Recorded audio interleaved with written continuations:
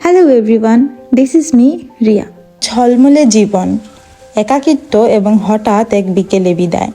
কোথাও কোনো খবর নেই, কারো কারো মনেও নেই তিনি। বিনোদন অঙ্গনের কাছের দু একজন ছাড়া অন্যদের সঙ্গে দেখা ও সাক্ষাৎ নেই। কাজকর্মে সেভাবে উপস্থিত না থাকায় নিজেকে গুটিয়েও নিয়েছিলেন।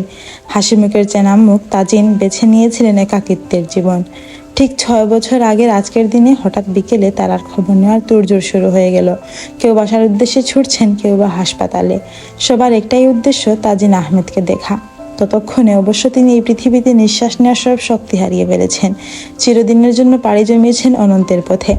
সেদিন বিকেলে তাজিনের মৃত্যুর খবরে টনক নড়ে দীর্ঘদিন ধরে খোঁজ না নেওয়া সহকর্মীদের। অপরাধবোধে ভুগেন তারা।